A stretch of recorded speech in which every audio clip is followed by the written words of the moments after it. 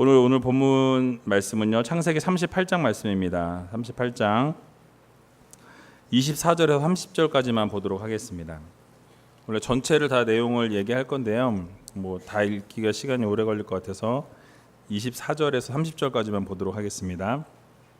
구약 성경 60페이지에 있습니다. 60면에 24절부터 30절 다 찾으신 줄 알고 제가 먼저 봉독해 올립니다. 한 절씩 교독합니다. 석 달쯤 후에 혹이 유다에게 고하여 가로되 내 며느리 다말이 행음하였고 그 행음함을 인하여 잉태하였느니라. 유다가 가로되 그를 끌어내어 불사르라.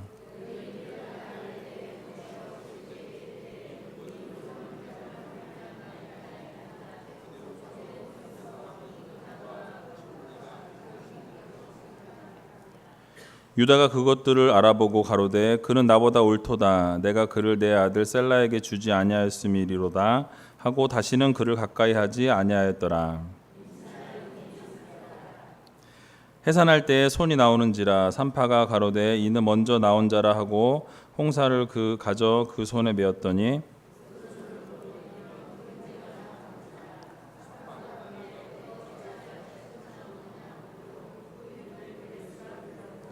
같이 읽겠습니다. 그 형제 곧 손에 홍사에 있는 자가 뒤에 나오니 그 이름을 세라라 불렀더라. 아멘. 한 주간 동안 잘 지내셨나요? 얼굴이 좀 어두우세요. 옆에 있는 분들에게 보고 싶었습니다. 날씨 더운데 건강하세요. 이렇게 한번 얘기했으면 좋겠어요. 덥죠? 저도 더워서 너무 싫어요. 아주 땀이 나가지고. 근데 또 더위가 있음에 감사하다 보면 날짜를 세보니까 한 45일?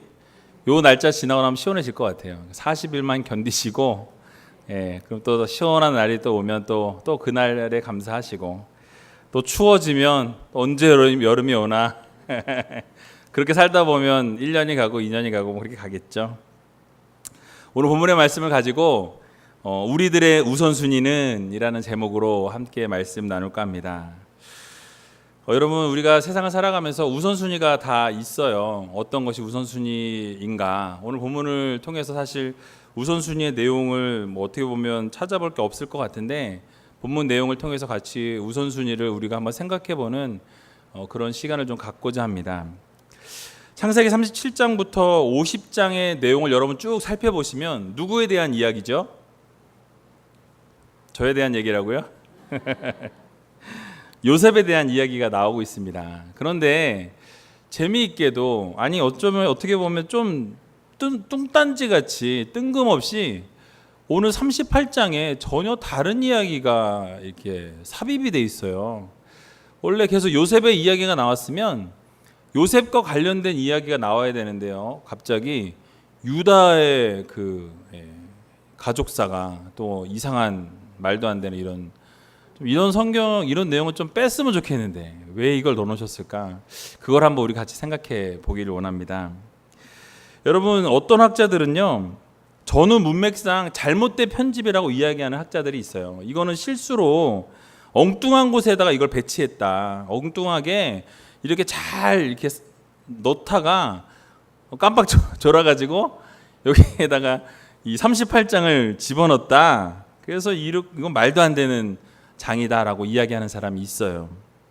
그런데 또 어떤 학자들은요, 그 위치가 타당하다라고 말합니다. 왜냐하면 구속사적인 의미로 생각해 볼 때, 하나님의 역사의 흐름을 볼 때 하나님께서 이스라엘 백성들을 구원하시고자 하는 그 맥락에서 이해하면 이 38장에 여기에 들어가는 것이 옳다라는 이야기입니다. 무슨 얘기냐면요, 요셉이 애굽으로 팔려가게 되었죠. 그리고 이제 야곱의 가족들도 훗날에 이제 애굽으로 이주할 수밖에 없게 됩니다. 그런데 그 이주할 수밖에 없게 된 사건이 바로 이 38장의 사건이라는 내용이라고 이야기를 하는 거예요. 무엇이냐면, 여러분 잘 들어보세요. 모르겠어요. 저도 이제 이걸 책을 보고 이렇게 주석을 보고 연구하면서 보다 보니까 요셉이 애굽으로 팔려갔습니다. 야곱의 가족들이 이렇게 될 수밖에 없었던 이유를 제가 한번 설명을 한번 해볼게요. 다른 가족들에 대한 언급은 없습니다. 유다 가족에 대한 것만 나와 있어요. 그렇죠? 원래 르우벤이 장자잖아요. 그럼 르우벤에 대한 얘기가 좀 나오면 이해가 될 텐데 사실 영적인 장자는 누구예요? 유다예요. 왜냐면 유다를 통해서 예수 그리스도께서 나오시거든요. 다윗도 나오고. 그러다 보니까 유다가 사실 어떻게 보면 영적인 장자입니다. 그런데 영적인 장자였음에도 불구하고 이 유다가 오늘 내용을, 오늘은 아니고요, 그 앞부분을 여러분 집에 가서 한번 좀 쭉 읽어보세요. 38장 전체 내용을 쭉 읽어보면 아니 유다가 막 이런 내용이 있어요. 근친상간이 이렇게 이루어지거든요. 그 내용을 살펴보고 생각해보면 어떻게 유다가 영적인 지도자고 영적인 그 흐름을 이끌어가는 유다인데 어떻게 이렇게 타락한 일들을 할 수 있을까라고 생각할 수 있어요. 그래서 유다의 가족이 다 야곱의 가족들뿐만 아니라 이 뭐라 그럴까요? 그 통혼을 시작했어요. 그리고 가나안 사람들이랑 같이 어울리기 시작합니다. 그러니까 무슨 말이냐면요, 영적인 지도자격인 이 유다의 가정이 요셉이 애굽으로 팔려간 이후부터 그 가족들이 흩어져요. 다 38장 1절 앞에 내용을 보면 흩어집니다. 흩어지면서 그때부터 각자의 길을 걸어가요. 그런데 영적인 리더격인 이 유다조차도 하나님이 원하시지 않는 일들을 행한다라는 거예요. 그래서 통혼을 행하게 돼요. 그리고 결국 이방인들과 섞이게 되면서 하나님을 저버리는 일을 저지르게 됩니다. 그래서 하나님께서 늘 말씀하시는 게 뭐였어요? 이방인과 함께 결혼하지 말아라, 함께 동거동락하지 말아라 라는 것이 하나님의 의도였어요. 그래서 그러다 보니까 하나님이 원하시지 않는 일들을 발생하게 하다 보니까 언약 백성으로서의 그 순수성을 하나님이 유지시키기 위해서 그 가족을 전체를 어디로 이주시키시는 거예요? 애굽으로 이주시켰다라는 것입니다. 조금 이게 말이 맞으시는 것 같아요? 억지인가요? 네. 하나님이 그런 의도를 가지고 애굽으로 다 보내셨다라고 생각해 볼 수 있어요. 그래서 뭐냐면 순수성을 잘 지켜야 됨에도 불구하고 이들이 지키질 않으니까 하나님이 억지로 기근과 어려움들을 보내셔서 결국 그들이 다 애굽으로 이주하도록, 그래서 그곳에서 다시 많은 백성을 이루고 4대 만에 다시 돌아오리라 하나님이 말씀하신 언약대로 모든 것이 보면 구속사적인 측면에서 보면 이것이 다 하나님의 계획 가운데 있다라는 것입니다.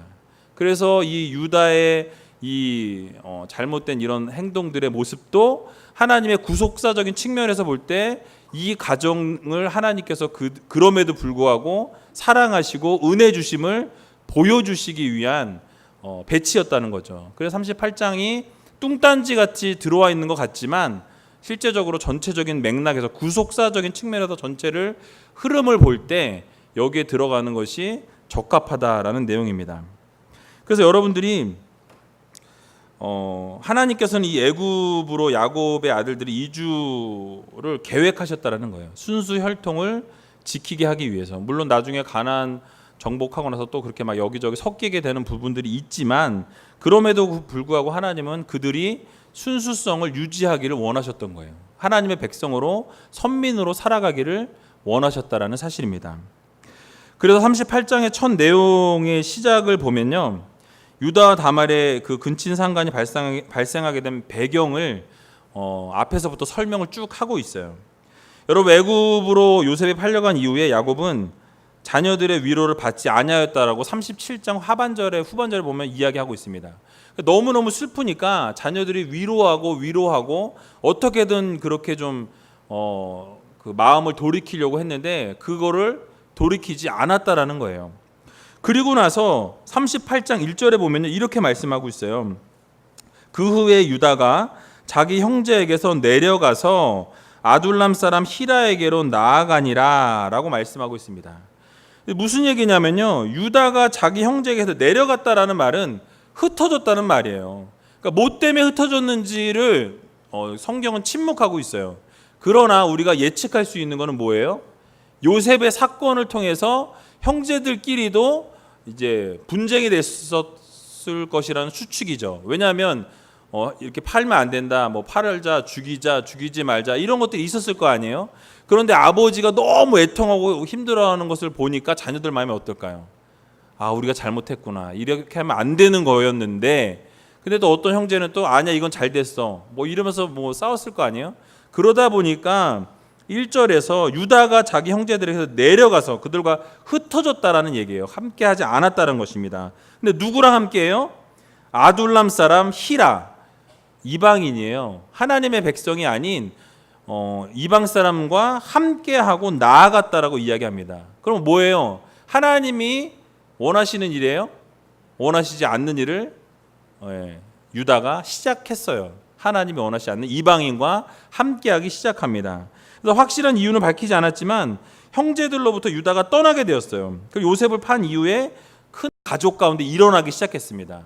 그리고 그 변화가 일어나면서 이방인 아둘람 사람 히라랑 가까이 하다 보니까 결국 어떻게 돼요? 가나안 여자와 결혼하게 되었어요. 거기서 가나안 사람 수아라 하는 자의 딸을 보고 그를 취하여 동침하였다라고 2절에 말하고 있어요. 그러니까 본인이 이제 이방인과 같이 어울리다 보니까 이방 문화가 접해지게 되고, 이방 문화가 접해지다 보니까 이방 여자가 눈에 들어오고, 이방 여자가 눈에 들어오니까 어떻게 해요? 그냥 결혼을 해버리는 거예요. 이런 일들이 발생했다라는 것입니다. 그래서 형제들이 멀리 떠나게 된 요인 가운데 큰 이유로 이방인들을 가까이 한 것과 무관해 보이지 않습니다.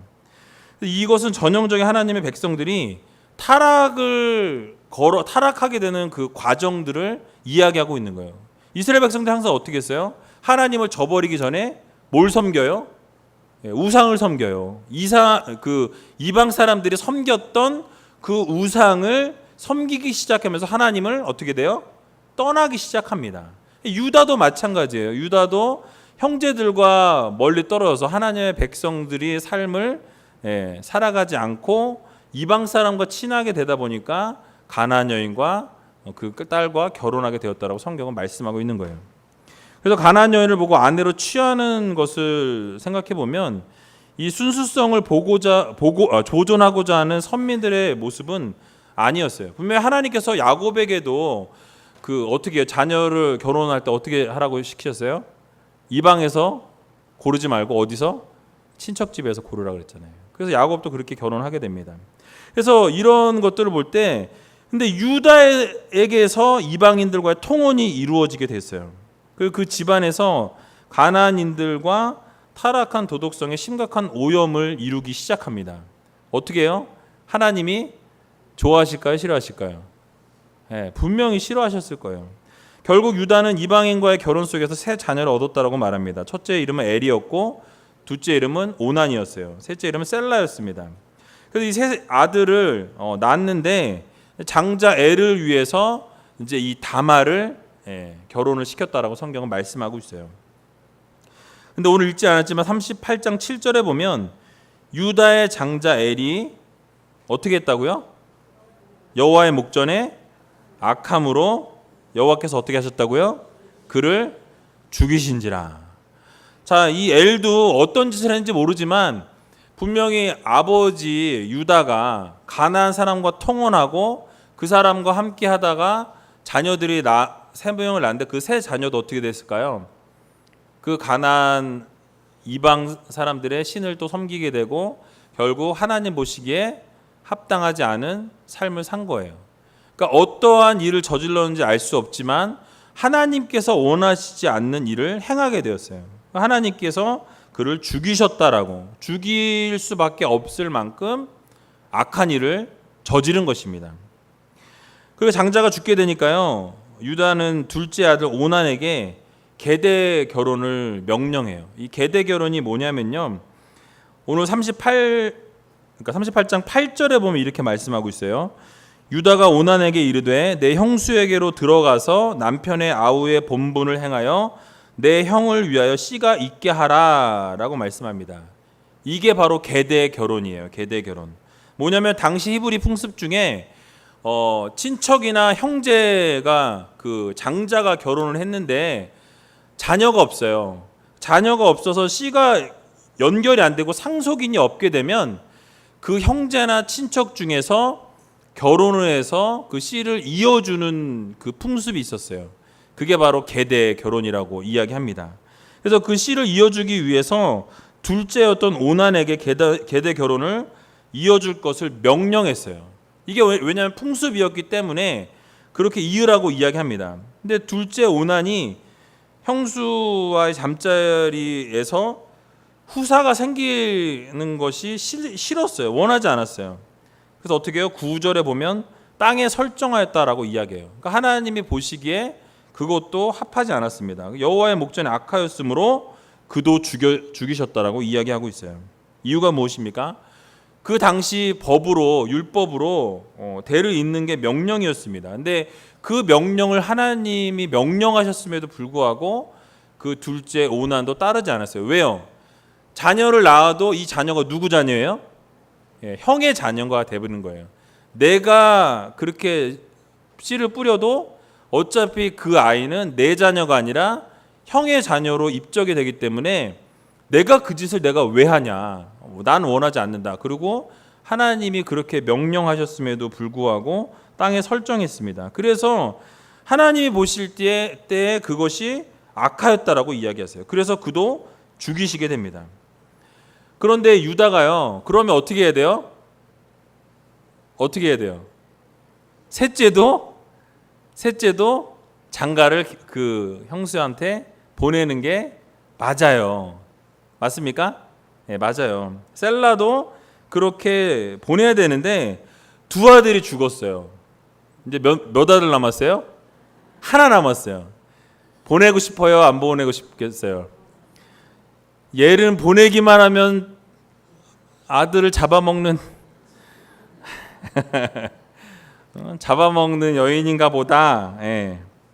며느리 다말에게 너 수절하고 네 아버지 친정 아버지 집에 가 있어라. 그러면은 이 우리 셋째 아들 크고 나서 지금 아직 어리니까 크면은 내가 너한테 장가게 해줄게라고 말하면서 보냅니다.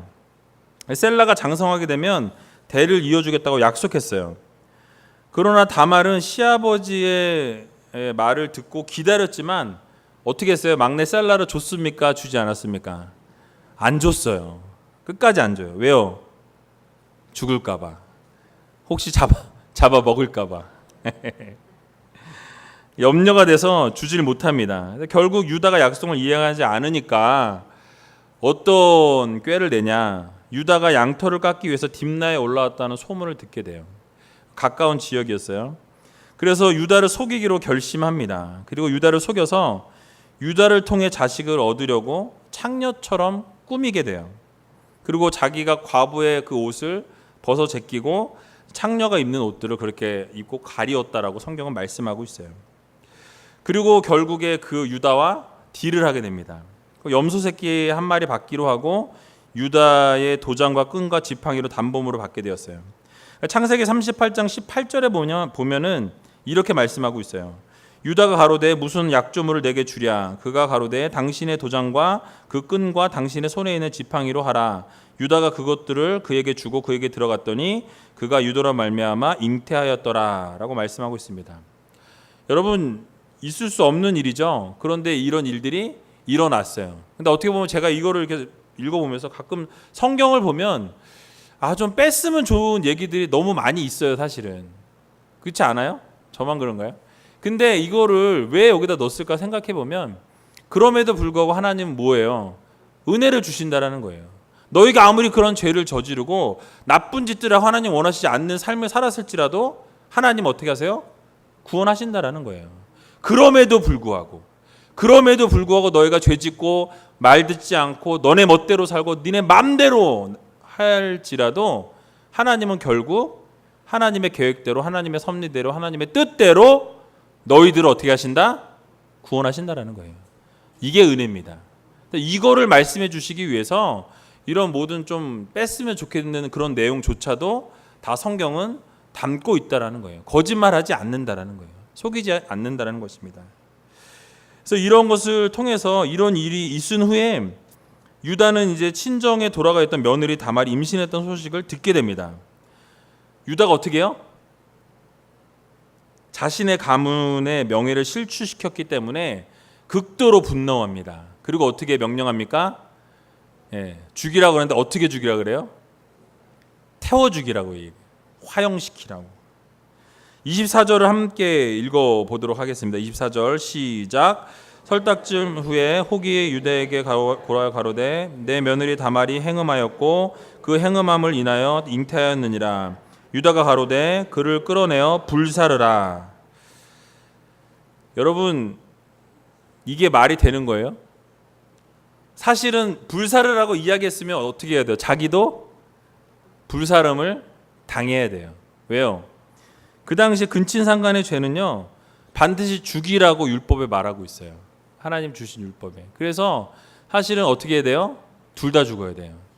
근데 자기가 죽이라고 명령을 저 더러운 거 죽여라 그랬는데 그렇게 죽여야 되면 어떻게 돼요? 자기도 태워 죽여야 돼요. 몰랐죠. 자기가 저지른 죄인지 몰랐던 거예요. 게다가 유다는 다말을 속이고 막내 아들을 주기로 했는데 주지도 않았습니다. 그러니까 사실은 화형을 당해야 될 사람이 누구예요? 유다가 먼저 화형을 당해야 돼요. 먼저 죽임을 당하고 그 다음에 뭐 다말이 죽든지. 그런데 자신의 죄는 돌아보지 않고 다말의 죄만 꾸짖는 모습을 볼 수가 있다라는 것입니다.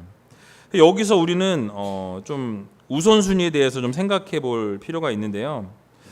여러분들이 우선순위를 어디에 두고 살아가시는지를 한번 생각해 보았으면 좋겠습니다. 뭐냐면 첫 번째로는 우리가 다른 사람의 죄를 헤아리기 전에 내 죄를 먼저 돌아보아야 한다라는 거예요. 우리는 어떠냐면 나에 대해서는 어떻게 해요? 상당히 관대합니다. 남에 대해서는 어떻게 해요? 아주 요만한 것도 지적질을 해야 돼요. 요만한 거 눈에 티끌만 봐도 어떻게 해요? 야! 네가! 이거예요. 이게 우리의 모습입니다. 그런데 성도는 정말 하나님께서 원하시는 삶은 우리가 먼저 남을 정죄하기 이전에 헤아릴 수 있는, 그리고 돌아볼 줄 아는 그런 마음이 있어야 된다라는 거예요. 여러분, 그래서 우리의 삶을 돌아볼 때 나 자신을 비추어 볼 때는 정말 철저하게 비추어 보고 남을 볼 때 관대하게 볼 수 있는 그런 마음을 가질 수 있는 여러분 되시기 바랍니다. 남의 잘못에 대해서는 근데 우리는 깐깐하게 바라보고 지적해요. 근데 우리의 잘못에 대해서는 괜찮아, 뭐 다 그런데 뭐 다 그럴 수 있지, 맞아요, 뭐 하루 이틀이야, 뭐 그리고 또 이럴 수도 있고 저럴 수도 있는 거, 인생에 다 그런 거 아니겠어? 이러면서 어떻게 해요? 슬쩍 넘어갑니다. 그게 우리의 모습이라는 거예요. 유다도 마찬가지였어요. 자신이 저지른 잘못에 대해 생각지 않고 오히려 며느리 다말을 꾸짖고 그리고 그를 태워 죽이려고 하는 그런 엄청난 일을 저지르려고 했던 모습이 있다라는 것이죠. 그러나 성도는 달라야 합니다. 자신이 저지른 일에 대해서 더 냉철하게 바라볼 수 있는 마음을 가져야 돼요. 내가 얼마나 잘못을 하고 살아가는가, 내가 하나님 앞에서 바른 삶을 살고 있는가, 아니면 내가 그렇게 살지 못했다고 한다면 어떤 것이 문제인가, 좀 그런 것들을 돌아보는 그런 시간들이 필요하다라는 것입니다. 그래서 우리의 결점이 무엇이고 죄가 무엇이고 좀 우리의 내면을 돌아볼 필요가 있다라는 거예요. 여러분 어떠세요? 여러분 자신에 대해서 철저하게 반성하며 살아가십니까? 고개를 끄덕거리시는 분이 많지는 않은 것 같아요. 계시긴 계시네요. 감사하게도. 그런데 사실은 우리 자신한테는 사실 정말로 저도 그래요. 저도 되게 관대해요. 그럴 수 있지, 맞아, 그럴 수 있는 거야 이러면서 넘어가요. 그러나 하나님 원하시는 것은 그렇지 않다라는 거예요. 나의 결점이 무엇인지 바라보고 나에게서 결점이 발견되어지고 죄의 문제가 드러나게 되면 그 문제를 하나님 앞에 가지고 나와서 해결하셔야 한다라는 거예요. 하나님 앞에 드러내시고 밝히시고 하나님 앞에 회개함으로 용서를 구해야 한다라는 것입니다. 그래서 마태복음 7장 3절과 누가복음 6장 41절에서 형제의 눈 속에 있는 티는 보고 내 눈 속에 있는 들보는 깨닫지 못한다고 책망하고 계세요. 여러분, 들보가 뭐예요? 그 집에 이렇게 전체를 받치는 기둥, 그런 걸 들보라 그래요. 근데 그 들보가 눈에 있대요, 여러분. 어떻게 들어갈까요? 근데 그만큼 큰 죄가 너희들한테 있는데 너희는 그거 그냥 다 넘어간다라는 거예요. 남의 눈에 있는 요만한 티끌을 보고 어떻게 해요? 지적질하고 정죄하는 게 우리들의 모습이라는 것입니다. 여러분, 어떠십니까? 남의 죄를 지적하는 데 익숙하십니까? 아니면 나의 죄를 지적하는 데 익숙하십니까? 우리는 다른 사람들로부터 죄를 지적받았을 때 그것을 좀 겸허하게 받아들일 수 있는 마음도 필요해요. 왜냐하면 누군가가 우리에게 어떤 것을 이야기할 때 좋지 않은 이야기를 할 때가 있습니다. 들을 때 싫죠. 그러나 가만히 생각해 보면 틀리지 않은 말을 할 때가 있어요. 아, 내가 정말 그럴 수 있겠구나. 나도 그러한 삶을 살고 있구나. 나도 몰랐는데 나도 모르게 그렇게 했구나 라는 것을 좀 깨달을 줄도 알아야 된다는 거예요. 누군가가 자기는 좀 이런 게 있어. 그럼 뭐야? 막 이러면서 막 해대고 다시는 얼굴도 안 보고 딱 지나가면 다른 데로 돌아가고, 이런 게 우리들의 모습 가운데 있다라는 거예요. 그러나 우리는 때로는 죄를 지적받았을 때 또 수긍할 줄도 알고 인정할 줄도 아는 그런 마음이 필요하다라는 거예요. 그리고 나 자신을 돌아보고 정말로 내 안에 그런 문제가 있고 그런 잘못들이 발견이 되어졌을 때 때로는 용감하게 용서를 구할 줄 아는 믿음이 우리들의 삶 가운데 필요하다라는 것을 여러분 꼭 기억하시기 바랍니다. 그래서 무조건 대항하거나 다투기보다는 나 자신을 먼저 돌아보고 잘못을 깨달을 수 있는 성도님들 다 되시기 바랍니다. 그래서 때로는요, 우리가 좀 이렇게 마음을 좀 넓힐 필요가 있어요. 여러분들이 누가 무엇을 이야기할 때 그것을 무조건 막 탁탁 잘라버리고 이렇게 얘기하고 탁탁 대답하는 것이 아니라, 알겠다고 겸허하게 좀 받아들여 보고, 또 생각해 보니까 그것이 정말 아니었을 때는 그거 말한 거 되게 고마웠어. 근데 내가 생각해 보니까 조금 잘못 알고 있는 것 같아. 이 부분은 내가 요랬고 저 부분은 저래서 요거는 요렇게 된 거야 라고 이렇게 설명하면 그 상대방도 그랬어? 내가 오해했네, 미안해, 이렇게 되면 문제가 쉽게 끝나요. 근데 어떻게 해요? 뭔 소리야 이러면서 이렇게 되면요, 이제 그건 싸움 하자는 얘기밖에 안 된다라는 것이죠. 그래서 우리는 타인에 대해서 관대한 자세를 가지고 나에게는 좀 냉철한 비판을 하고 그 판단의 눈을 여러분 세울 수 있는 여러분 되시기 바랍니다. 그래서 오늘도 이 사실을 기억하시고 회개함으로 하나님 앞에 정직하게 나아갈 수 있는 귀한 우리들의 성도님 다 되시길 주님의 이름으로 간절히 축원합니다. 두 번째로는요, 성도들은 타인을 좀 돌아볼 줄 알아야 합니다. 여러분, 앞에서 살펴본 것과 같이 유다가 셀라가 클 때까지 다말에게 기다리라고 말했어요. 친정집으로 돌아가 있어라. 그러면 셀라가 큰 다음에 결혼을 시켜주겠다라고 이야기를 했어요. 그런데 그 다음에 어디에도 다말을 위로했다, 아니면 다말을 돌아보았더라, 아니면 다말에게 이렇게 하였더라라는 말이 성경에 없어요. 한마디도 없어요. 그러니까 유다는 그렇게 말을 해놓고 그 위기만 모면하고 그 다음에 에라 모르겠다 그냥 그러고 내방쳐 둔 거예요. 그냥 뭐 네가 어떻게 살든지 말든지. 내 아들이 더 중요한 거예요. 내 아들이 혹시라도 죽을까 봐. 그것을 이어야 됨에도 불구하고 그 말씀대로 순종하지 못했던 것입니다. 그래서 다말이 남자가 그리워서 저지른 일이 아니었어요. 다말이 그렇게 저지를 수밖에 없었던 것은 시아버지를 통해서라도 남편의 대를 잇는 것이 자신이 해야 될 의무라고 생각했던 거예요. 왜냐하면 나에게 주어진 의무, 내가 해야 될 일이 이것이기 때문에 나는 어떻게든 이것을 이루어야 되겠다. 그 씨를 연결해야 되겠다. 그러니까 셀라를 안 주니까 시아버지를 통해서라도 그것을 이어야 되겠다라는 어떤 책임감을 가진 거예요. 그게 바로 최고의 선택이고 자기가 생각할 때는 그게 선이었더라고 아마 다말을 생각하고 그 일을 계획했을 것이라 저는 생각합니다. 그런 의도를 유다도 알았기 때문에 26절에 보면 오늘 이렇게 말하는 걸 볼 수 있어요. 유다가 그것들을 알아보고 가로되 그는 나보다 옳도다라고 이야기해요. 뭐예요? 분명히 이것은 하나님이 그렇게 정하신 건데 내가 그것을 피하려고 했어요. 그걸 인정하는 거예요. 그런데 이 며느리는 지혜롭게 그럼에도 불구하고 그 뜻을 잇기 위해서 노력했다라는 거예요. 여러분 또 어디 가서 이경주 목사님이 그러시는데 이런 불륜을 저질러도 된대요. 그런 이상한 얘기 하지 마세요. 뭐 앞에 뒤에 다 자르고 뭐 이렇게 딱 여기만 얘기해가지고 그게 아니에요, 절대로. 예. 지금 이 성경 안에서의 이야기를 드리는 거예요. 얘기하고 나니까 좀 이상하네요, 진짜.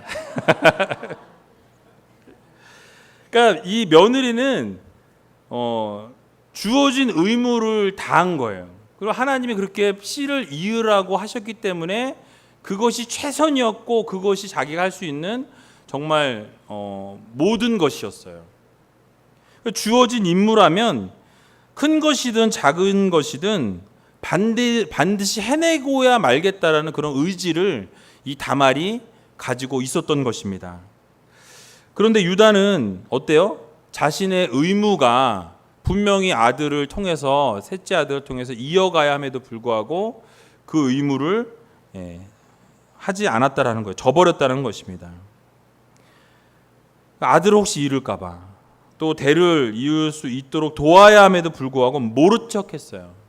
그러니까 여러분 사실은 어려움에 처해 있었던 다말을 자기 아들을 통해서 도와주고 이어주고 길을 열어주어야 함에도 불구하고 오히려 그것을 막고 그것을 진행하지 못하게 했다라는 것이죠. 그래서 이것들을 통해서 우리가 생각할 수 있는 것은 무엇이냐면 우리가 의무는 이행하지 않고 권리만을 주장할 때가 있다라는 거예요. 내 권리, 내 것 이런 것들을 생각할 때가 있다는 것이죠. 그러나 성도들은 자신에게 주어진 임무가 있다면 그 의무를 먼저 행하고 권리를 주장해야 돼요.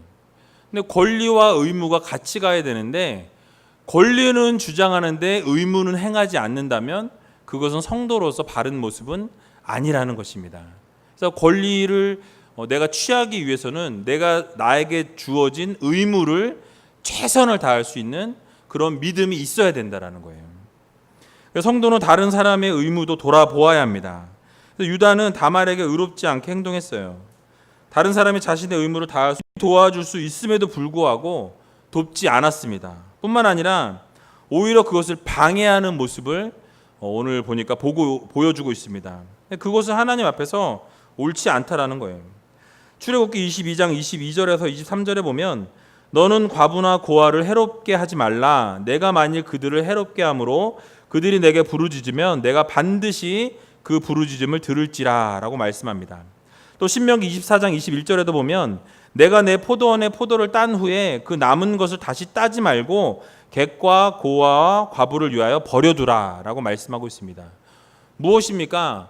어려운 자들, 힘든 자들, 또 외로운 자들 그런 사람들을 그냥 두지 말라는 거예요. 돌아보라는 겁니다. 이거 하나님이 명령하신 거예요. 그렇게 하라라고 말씀하신 거예요. 어려움 가운데 있는 사람들 그냥 두면 하나님이 그냥 두지 않으시겠다라는 거예요. 그래서 과부나 고아나 해롭게 하지 말라는 거예요. 힘들게 하지 말라는 거예요. 그렇게 하는 자들을 어떻게 해요? 하나님이 부르짖으면 내가 반드시 그거에 대해서 응답하겠다는 거예요. 보응하시겠다라는 거예요. 또 힘든 자들을 위해서 포도나무의 그 포도를 다 따지 말라는 거예요. 남은 거는 남겨두라는 거예요. 왜요? 힘든 사람들이 그거 따먹을 수 있게 배려하라는 거예요. 이처럼 이 우리의 성도들의 삶 가운데서도 우선순위 가운데 남을 배려하는 이런 삶이 우리의 삶 가운데 우선순위로 두어야 한다라는 것을 강조해주고 있는 것입니다. 그래서 타인들을 돌아볼 수 있어야 돼요. 물론 그렇다고 우리가 모든 사람들 다 도울 수는 없어요. 뭐 그렇게 막 다 살다 보면 뭐 어떻게 살아가기 힘들잖아요. 그런데 도울 수 있는 부분들이 있을 때 우리가 최선을 다해서 돕고 또 어려운 부분이 있을 때 그런 부분들을 좀 신경 써서 돕게 된다면 하나님께서 그것들을 기뻐하신다라는 것이죠. 여러분들이 주변에도 힘들고 어려운 분들이 계시다라고 한다면 여러분들이 우선순위에 두어야 될 두 번째가 바로 남을 돌아보는 거예요. 남을 돌아보는 거예요. 여러분들이 남을 돌아보시고 힘들고 어려운 분들이 계시면 돌아보실 뿐만 아니라 또 그분들을 위해서 기도해 주시고 새벽마다 엎드려 기도할 때마다 그분들을 위해서 또 함께 기도하면 또 하나님께서 그 뜻을 들으시고 응답하여 주실 것을 여러분 믿으시기 바랍니다. 그래서 우리 제일교회가 서로 섬기고 또 서로 사랑하고 또 이해하고 감싸줄 수 있는 그런 아름다운 공동체 될 수 있도록 여러분들 최선을 다해 주시기 바랍니다. 여기 앉아 계신 분들이 제가 볼 때는 한 100여 명 되시는데 이분들만 열심히 여러분들이 돕고 섬기고 사랑하면 우리제일교회가 어떻게 될까요? 예, 아름답게 섬기는 모습들이 여기저기서 일어날 수 있다라는 거예요. 여러분 한 분들의 헌신을 통해서 여러분 한 분 한 분의 그 사랑을 통해서 더 우리제일교회가 든든히 세워져 나갈 수 있도록 여러분 최선을 다할 수 있는 우리제일교회 성도님 다 되시기 바랍니다. 마지막으로 성도들은 하나님을 의지해야 합니다. 여러분들이 바로 우선순위에 두어야 될 부분 가운데 이게 가장 필요한 거예요. 하나님을 우선순위에 두는 것입니다. 유다와 다말 간의 이 불미스러운 이 사건이 결국 세라와 베레스라는 이 쌍둥이의 탄생으로 마무리되어집니다. 근데 여러분들 이것을 쭉 나중에 이제 뒤에 살펴보시면요, 놀라운 것은 이 베레스가 결국 다윗의 조상이에요. 다윗의 조상이란 건 뭡니까? 예수님의 조상이라는 거예요. 이 베레스를 통해서 이 다말을 통해서 예수님이 나오셨다라는 거예요. 여러분 어때요? 좀 찝찝하지 않아요? 예. 어떻게 보면 이게 참 어떻게 예수님께서 하나님의 아들인 예수님이 어떻게 이렇게 좀 혈통이 좋지 않은 데서 태어나셨을까라는 생각을 우리가 가질 수도 있습니다. 그러나 아까도 초반에 말씀드렸듯이요, 하나님의 전적인 은혜예요. 무엇을 보여주시기 위함입니까? 그럼에도 불구하고를 보여주시는 거예요. 너희들이 그럼에도 불구하고, 너희들이 그렇게 죄를 지었을지라도 하나님이 그럼에도 불구하고 구원하신다라는 거예요. 여러분들이 하나님을 저버렸을지라도, 어느 순간에 하나님을 저주하고 떠났을지라도 하나님께서는 어떠신다라는 거예요? 결국 여러분들을 돌이키시고 세워주시고 회복시켜 주신다라는 교훈을 주고 계신다라는 것입니다. 그래서 우리는 하나님을 의지해야 돼요. 결국 우리에게 교훈하시는 것은 바로 하나님의 은혜로만 우리가 구원을 받는다라는 것입니다. 오직 하나님의 은혜로만 놀라운 기적을 경험할 수 있다라는 것을 보여주고 있는 것이에요. 로마서 5장 23절과 24절에 보니까요, 이렇게 말씀합니다. 모든 사람이 죄를 범하였음에 하나님의 영광에 이르지 못하더니 그리스도 예수 안에 있는 구속으로 말미암아 하나님의 은혜로 값없이 의롭다 하심을 얻은 자 되었느니라. 아멘. 무엇입니까? 우리는 값없이 하나님이 은혜 주신 거예요. 여러분들이 무엇을 엄청난 것을 들여서 하나님이 은혜 주시고 구원을 허락하여 주신 것이 아니라 하나님의 놀라운 은혜로, 하나님의 놀라우신 기적적인 능력으로 여러분들을 하나님의 아들로 딸로 불러 주셨다라는 것이에요. 여러분 놀라운 은혜 아닙니까? 이렇게 얼굴이 다 굳어 계세요. 하나님께서 여러분들을 살려주신 거예요. 그럼에도 불구하고 내가 죄를 짓고 하나님이 원하시지 않는 일들을 행하고 매일매일 하나님 마음을 아프게 한 적이 있을지라도 그럼에도 불구하고 하나님이 여러분들을 사랑하신다라는 거예요. 우리 옆에 계신 분들에게 그렇게 한번 인사했으면 좋겠네요. 그럼에도 불구하고 하나님은 당신을 사랑합니다.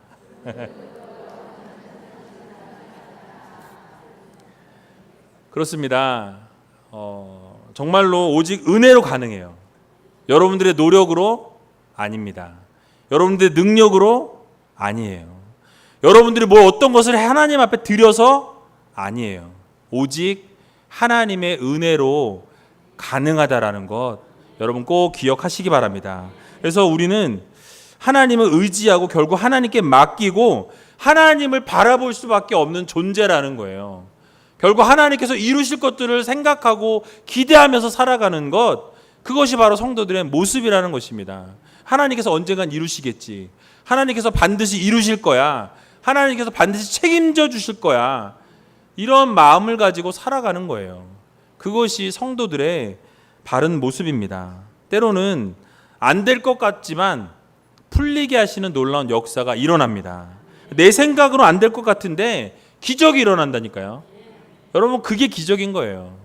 내 생각으로는 이거 분명히 안 될 거야 라고 생각하고 단정 지었는데 하나님이 어느 날 탁 기적같이 이루어 주시는 거예요. 여러분, 그런 기적들을 누리시기 바랍니다. 하나님께서 채워 주실 거예요. 여러분들이 그렇게 엎드려 기도할 때 하나님이 반드시 이루실 것이라는 확신과 믿음을 가지고 하나님이 이루실 거라는 정말 그 마음 가운데 완전히 믿으셔야 돼요. 완전히 1%의 의심도 하지 아니하고 완벽하게 믿으며 나아갈 때 하나님께서 여러분 반드시 이루어 주실 것입니다. 그래서 여러분, 우리가 하나님께서 그럼에도 불구하고 품어주시고 그럼에도 불구하고 안아주시는 그 하나님의 놀라운 사랑을 기억하시기 바랍니다. 창세기 6장 5절에 보면요, 이렇게 말씀해요. 여호와께서 사람의 죄악이 세상의 관영함과 그 마음의 생각의 모든 계획이 항상 악할 뿐임을 보시고 라고 말씀하고 있어요. 뭐예요? 우리는 생각이 항상 악하다라는 거예요. 항상 죄를 저지른다는 거예요. 그럼에도 불구하고 하나님은 어떻게 하세요? 우리를 붙잡아 주시고 회복시켜 주신다는 사실입니다. 여러분, 이 사실을 기억하면서 우리가 해야 될 것은 무엇입니까? 바로 하나님을 바라보는 거예요. 하나님을 의지하는 겁니다. 여러분들의 삶의 우선순위에서 다른 것보다 가장 우선해야 될 것은 하나님을 바라볼 수 있는 여러분 되시기 바랍니다. 어려울지라도 힘드실지라도 완전하신 하나님을 바라보면서 우리 오늘도 하나님 앞에 기도하며 나아갈 때 정말 하나님께서 내가 생각할 때는 안 될 것 같았는데 하나님이 하시니까 됩니다. 고백하세요. 하나님이 이루어 주십니다. 여러분들이 정말 기도하며 나갈 때 우리의 생각을 뛰어넘어 계신 하나님이세요. 우리의 계획과 우리의 모든 것들을 뛰어넘어 계신 하나님의 놀라운 기적을 체험하기 원하시면 오늘 같이 기도하며 나갈 때 완전하신 하나님만 의지하고 완전하신 하나님만 바라볼 수 있는 우리들이 되게 해달라고 기도할 수 있는 여러분 되시기 바랍니다.